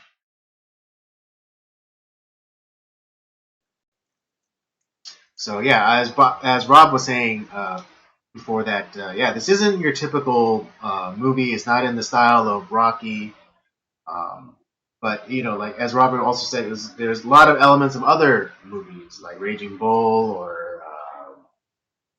I think for the before we started, I think you said like Requiem of a Dream.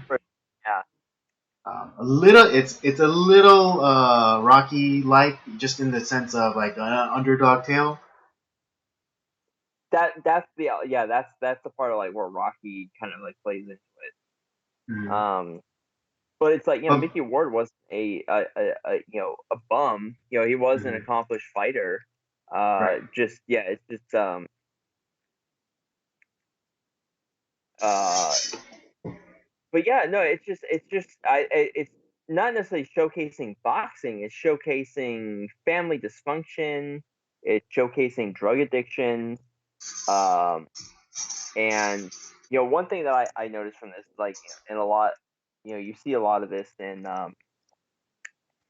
these type of kind of small town communities where you have a guy in the family who has talent. Like Mickey Ward was a definite talent, but he's kind of like it's like the crab bucket where the one crab tries to escape the bucket and all the other crabs drag him back in, and that's essentially what was happening with Mickey Ward's family. They kept fucking dragging him back in, and it took you know tremendous effort to get away from that dysfunction. It's not because he didn't love them, but like they were holding him back from him accomplishing everything that he could have accomplished. And the thing is that he may have even been an even bigger fighter had he not, been trapped in this just terrible family. right. Like in the synopsis said, like Mickey and his brother Dickie, they're half brothers. So his older brother Dickie is from a previous marriage, and uh, Mickey's from his mom's current marriage. But they out of besides their mother, they had I think what like six or seven sisters. Yeah, Um, and this just and this and it was they're yeah all and it, like they're all fucking losers. right yeah the women of the family don't really amount to much, and the mother and Mickey and Dickie's mother, she's trying her best to uh, trying her she's trying her best to elevate her son. I mean, I think Rob would agree with me, but she failed in the case of Dickie. And she was most definitely on her way of ruining Mickey's chances. Yeah, Um, but it was just like, but she wasn't able to see it, and and in the between the family dynamic, you could see that there was a bit of favoritism uh, uh, demonstrated by their mother.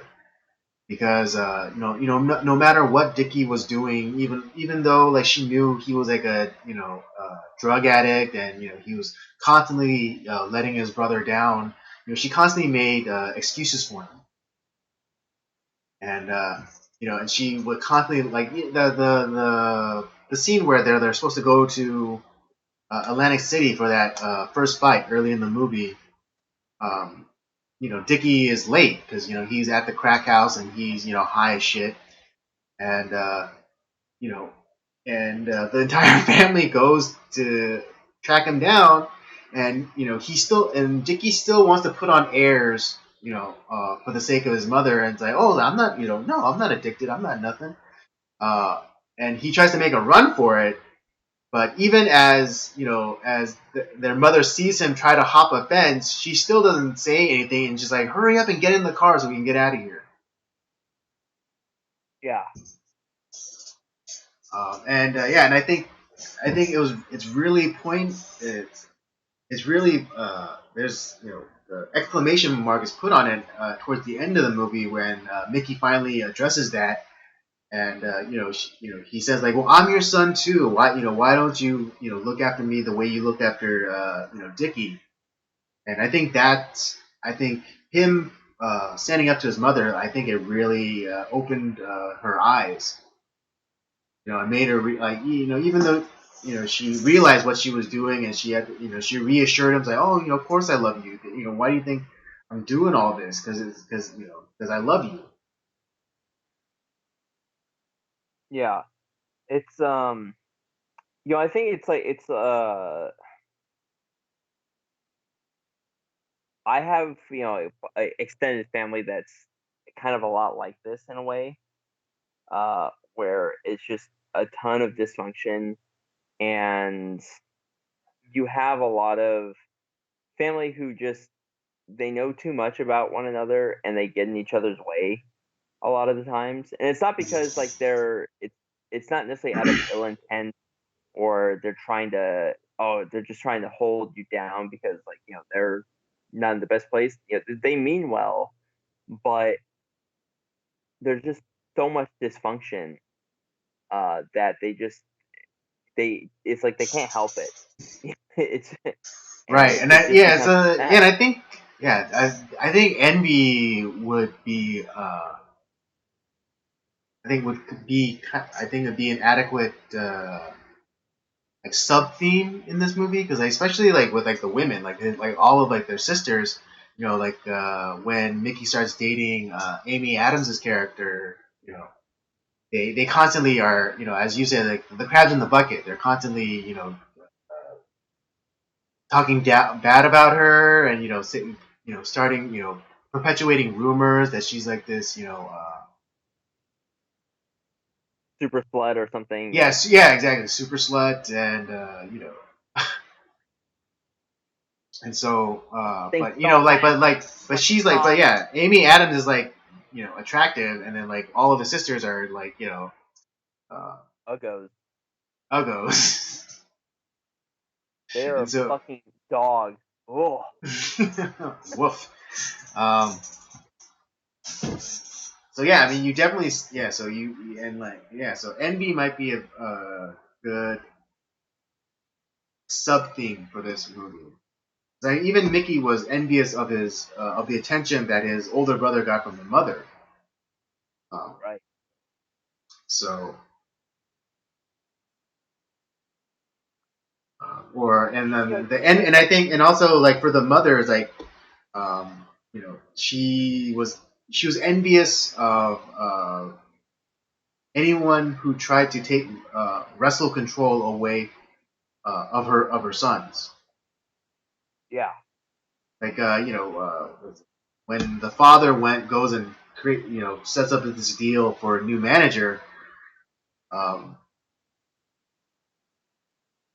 what is it? But the mom just like loses it. It's like, how can you betray me like this? And it's just like it's not necessarily that her husband betrayed her. It's just she was envious because here was this other person who was more successful at promoting and and just managing people. And when all she had was Dickie, who had one shot, and I think uh, and I'm glad that they put this in there. But it's like that kind of like the hometown hero whose only claim to fame was something that he did like almost 20 years ago. he was the Al Bundy of Lowell, Massachusetts. Right? Yeah, uh, Dickie's one claim to fame was that he got to fight Sugar Ray Leonard uh, like 20 years ago, and He knocked him down once. yeah, knocked him down once. Not like, and and some and it's not even like in his mind he thinks that he knocked him down, but to other people it's like, oh, he tripped. Yeah, it wasn't like he beat Sugar Ray Leonard. It was just Right, he knocked him down. He's the pride of Lowell. It's like fuck off. Like right. really? Like Like knocked him down, but not knocked him out. that would have been a big accomplishment. Sugar Ray Leonard was, man, that guy was, you know what, at a time where like only people cared about the heavyweight championship as a like I think he was like a Sugar Ray was like a welterweight and like he gave people a reason to care about welterweights. Hmm. True.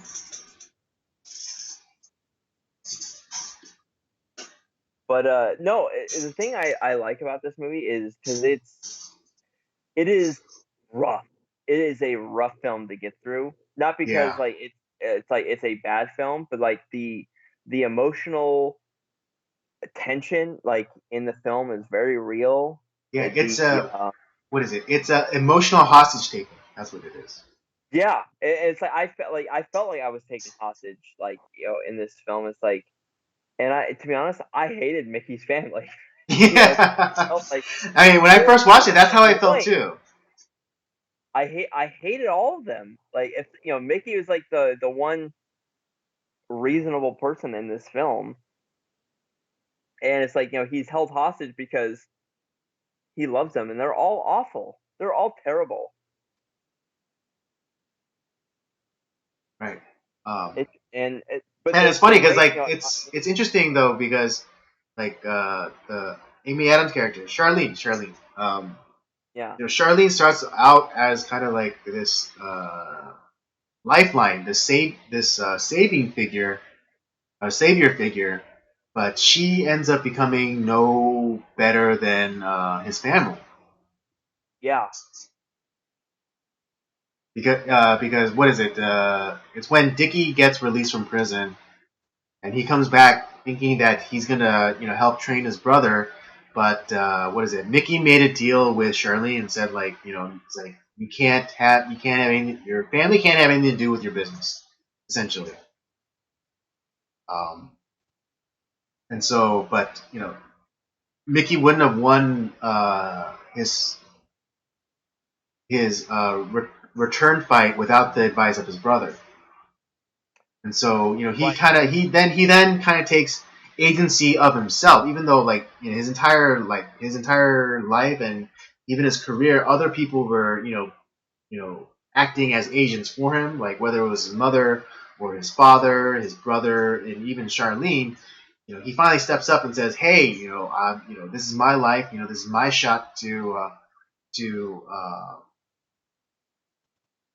my shot to either win or fail.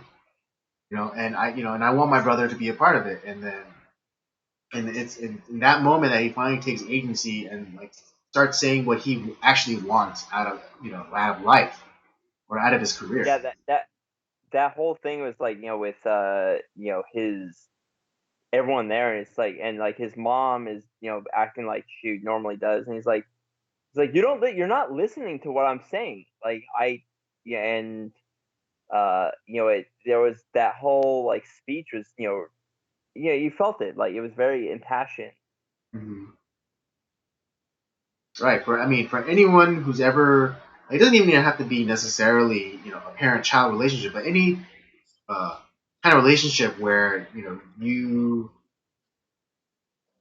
kind like look up to somebody or someone was like your mentor, but they kind of don't do right by you.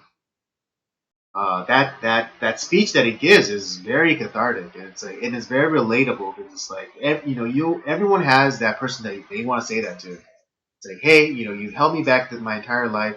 You never looked out for me. You never did right by me, and now it's not my time. I don't hate you. I don't hate you. I just want to be able to. I just want to be the one to call the shots. Exactly. And that's very cathartic.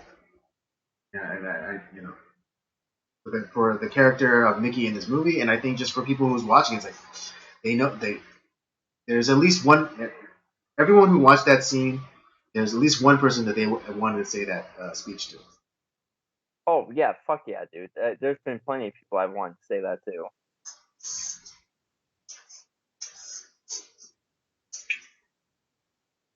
Um, yeah, I just this was a it's a great movie, but yeah, it's like especially if like anyone that like kind of knows people like this, like especially if it's like your family, it's tough because it's like Yeah, this movie is an emotional suck. It is an emotional suck. Um, it's really good though. I think one of the things that is what makes this movie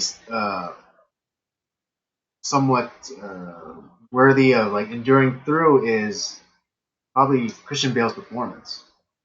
oh dude, he well, he's such a method actor. Like if someone told me that he actually smoked crack, for this film, I wouldn't be surprised. you know, he did lose a ton of weight, not quite as much as he did in The Machinist, but he did lose a ton of weight for this film. Right, and this yeah, and He he's had that and yeah, and chunk. this was movie he's probably coming off of doing Batman too. Yeah, yeah, he did have that like kind of gaunt look to him, of Mm-hmm. someone that was a drug addict. Mm-hmm. Um, and what was it? I think this film had like 7 nominations for like Academy Awards, and it won for Best Supporting Actor and Actress. So Christian Mm-hmm. Bale won for Best Supporting Actor, and And the this, lady who played Alice, the mom, mm-hmm. won for Best Supporting Actress. Mm-hmm. Yeah, I And mean, I wouldn't be surprised. I wouldn't be surprised if Christian Bale sucked some dick too. I wouldn't be surprised, honestly, with Christian Bale. I wouldn't be surprised if Yeah, whatever it was. just to get the perspective of like a down and out desperate like cokehead. Yeah, I wouldn't be surprised. Or crackhead, I should say, crackhead. Yeah, I'm sure he sucks some. I'm sure he sucks some dick. Oh, it Like wouldn't it's surprise for the me. row, man. It's for the row. Yeah. The how would I know what a crackhead is like if I don't suck some dick? Or smoke crack. Yeah. Mm-hmm. Um. Yeah. It just the movie was well cast. The characters were very, very real, very raw. Uh. But man, it's just yeah, and it tugs at your heart. It tugs at your brain, and like it's uncomfortable, but like it's done well. Like it wasn't uncomfortable for no reason. It was uncomfortable because that's actually what happened, and Right. it's a very It's real movie. it's funny because that's you just reminded me. That's kind of how I felt watching Joker. Yeah, it was very uncomfortable. It's very uncomfortable, and not in exactly the same way, but Fighter did have that similar feeling of just kind of discomfort. Yeah. Um, I don't know. Was there like any like particular like scenes or like characters that you wanted to talk about a little bit more? Well, I think uh, I think Dickie was a really interesting character. Just like his art was very interesting in that he Yeah. went from you know, drug addicted, you know, never, what's that word I'm looking for? Like used to be kind of somebody, used to be somebody, but now is like he's like having like that Al Bundy trajectory. Um, to then have and then to go to prison and and to kind of get himself right and having like that cold splash of water on him when they air the documentary, which he thinks in his drug addled mind he thinks that it's about his comeback, but really it's about crack addiction, Yeah. and then him like having to basically uh, be jeered by all the other inmates. I think uh, was a really great It, scene. yeah. It It was was that woke him like up. It was that cold splash of water that he needed to not see him, to get get him out of that grandiose vision that he had of himself. Well, it's funny because the that whole like prison sequence with Dickie, Mm. where he's coming off of like he's being detoxed essentially like Right, right. before the He's going through withdrawal. He has the shakes. He's like he's yeah, well, sweating. and Yeah, it's he's like he's sweating having all profusely. those like the hallucinations of like his past. That was the part that was like like felt like it was a scene right out of Requiem for a Dream in a sense because it's all the illusions that he had about himself. Obviously, like he's reliving his past, but like a lot of it's probably illusion too, in some Mm. way. Mm. And and he's like, all right, he comes out of that thinking he's gonna be watching a documentary about his comeback that never ended up happening, and it turned out it's like he looks at it as like they're making fun of me. This whole thing was about making fun of me and like how I was, I'm a drug addict, and instead of in a way instead of feeling sorry for himself he used that as a way to like I gotta get better, Right, and and then you he have like the kind of you have the scene of him like getting into shape while in prison and doing sit ups and push ups and running the laps in the yard. yeah. And yeah, and I think the other great scene is when him and Charlene reconcile. Well, and well Maybe not that's the thing. reconcile, but definitely call a truce. They call a truce, So and here's she the makes like him. I'm sorry. Oh, yeah, I was just gonna say that if not reconciliation, but more or less they call a truce.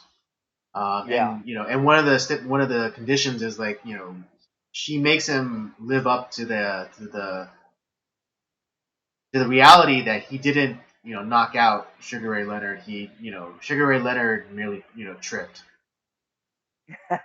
Yeah. The thing was like that was powerful about that scene because obviously like that this is coming off of the whole very tense scene with like everyone between Mickey and everyone essentially, and you see him and Mickey and Dickie end up sparring, and Mickey just beats the shit out of him. And what you're thinking is that like Dickie's just gonna go and it's like he's just gonna go back into his old habits, and obviously he grabs the cake, his welcome back cake, uh, heads to the crack house and sees like all his old friends, kind of essentially hands them the cake, and then just continues walking on. And obviously you're thinking like, is he gonna just go back into like what he was doing before jail? And he doesn't. He had the strength to stay away from that lifestyle and try to like he actually you could see the genuine care that he had for his brother and for his success, and that's where Right. like he kind of he sucked it up and he made peace with the people that like wanted him out of Mickey's life, and it's like he he knew that Mickey needed him, but he also knew that Mickey needed these other people too that had been a part of his life, and he kind of made a truce and like made a deal with them. It's like he needs all of us, so we need to figure something out so that he can focus on what he needs to focus on to Right. Yeah. be a Because champion. they realized that it wasn't about them. It's about Mickey. It's about what will make Mickey the best fighter possible. And you know, it's not that either camp was incapable. It's just they were stronger doing it together. Exactly. And that to me was like the kind of like the most powerful part of the film is because Hmm. everyone kind of just instead of just they went from being all of them were extremely selfish, Hmm. and they became selfless for the for the sake of Mickey, for him to become a champion.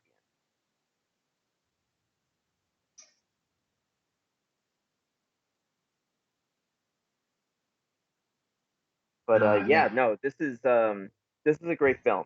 I'm glad we chose it. I think it's a great way to close off um, Irish Month. Word. Yeah, I just yeah, I saw this, I watched this movie a long time ago, and then watching it again. Again, it's not one of those movies where it's like you can watch over and over again, because it is again a bit of an emotional suck.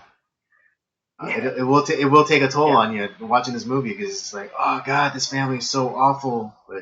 I feel like I But went a couple rounds in the ring after watching this film. exactly. Um, all right, so yeah, I don't have anything else to say about this movie, unless you had some final thoughts. Let's give our review and wrap it Yeah, up. yeah, I'm ready to give my rating on it. I'm gonna actually Okay. gonna go with a 4. Mm-hmm. Mainly because like you said, it doesn't have like the necessarily like replayability Mm-hmm. like other films do, but everything about it is just it's such a realistic type of. I mean, obviously it's a quote unquote biopic, obviously, but it's Mm-hmm. there's something like the way that it was portrayed by all the actors. It was very raw and real, um, and they made it like the movie made me feel something. It kind of I felt like I was going through all that crap with Mickey Ward in a lot of ways. Mm-hmm. Yeah.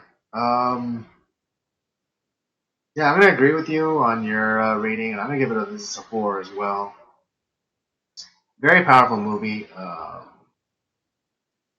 You know, again, it's just it's one of those you kind of it's weird. You almost have to be in the mood to watch this movie, but if you've seen this once, it's not like you're rushing out and say, "Oh man, we gotta watch The Fighter." It's not like one of those movies.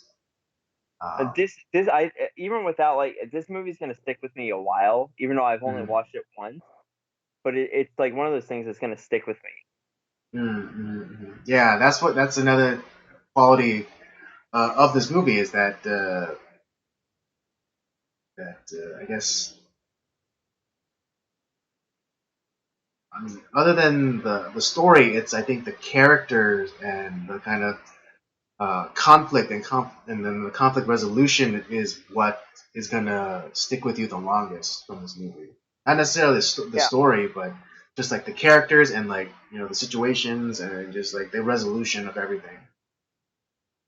but yeah, no, I like that. Yeah, it sticks with me in a good way because it just Mm, I don't know. It was a great film. I like how everyone portrayed the character, their real life counterparts, and I like that. I felt like I went through a few rounds myself, just mm. you know watching It's the film. emotionally though, emotionally.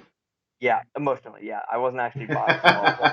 I know you're like shadow boxing. It's like oh, but you're getting your ass kicked. Like, how the hell am I being? How am I getting my ass kicked by a movie? I no, trust me. I've watched a few films where it's like this movie is kicking the shit out of me, Mhm. and I'm not winning. Yeah. Like Burning did that to me a little bit. Oh yeah. Uh, It's funny because it's like that's a movie where it gives you like this similar sense of like emotional like heaviness or suck, but it's like but I still wanted to watch it again. No, I'm definitely gonna watch Burning again. But like, man, Mm. that just I had like it felt like it hit me extra hard. Mm.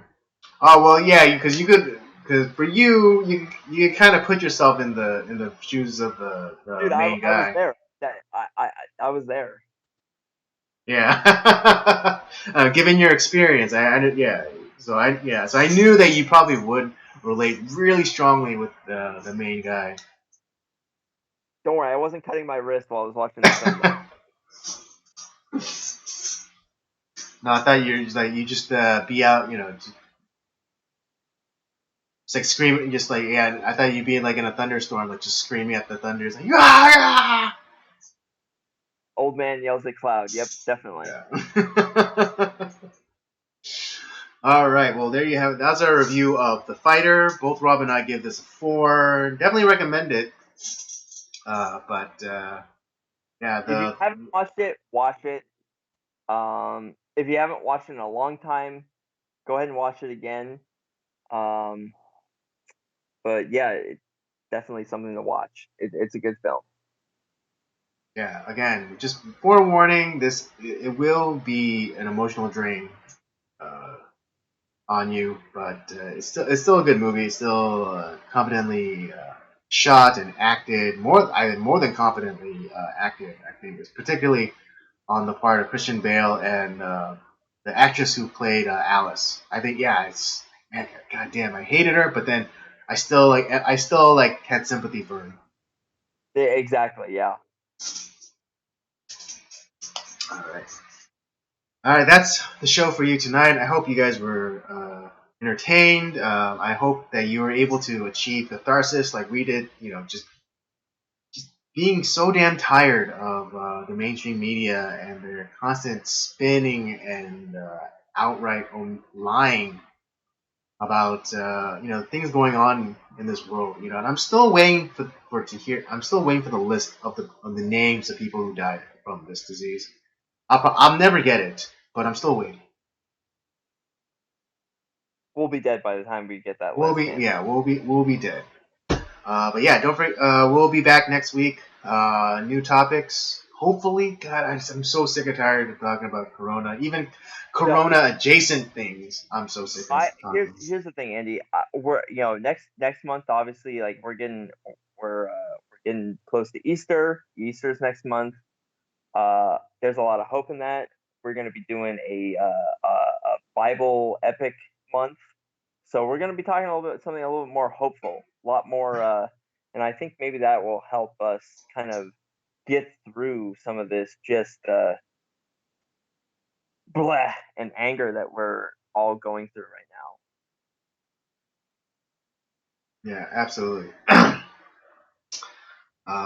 Yeah, and I think to kick off, what should we call this?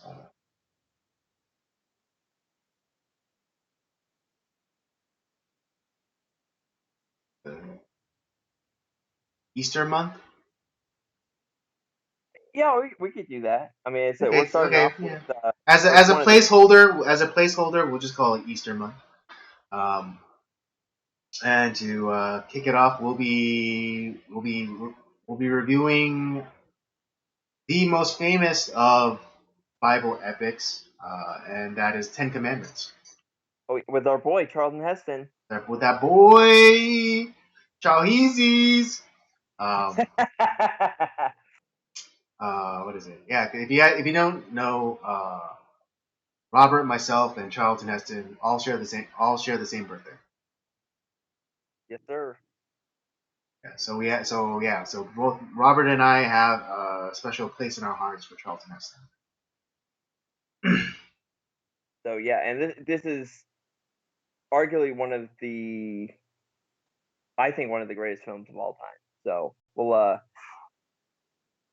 this will kick us off, and we'll review some Ten Commandments. We'll be talking some Exodus next week.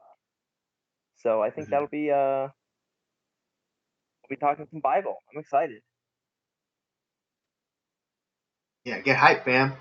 Uh, all right, yeah, that'll do it for us tonight. Again, don't forget to join us next week. Same time, 8 p.m. ish. Don't forget to check out the library of other shows, the Circle of Jerks main podcast, Nocturnal Transmissions, of course, and Robert's gaming show, Up by Up Down. Don't forget to follow us on our various social media accounts: Twitter at PodcastCOJ, Instagram at Circle of Jerks Podcast, and Letterboxd uh, at PodcastCOJ. And with all that said, we thank you once again, and we'll see you next week. Don't do anything I would.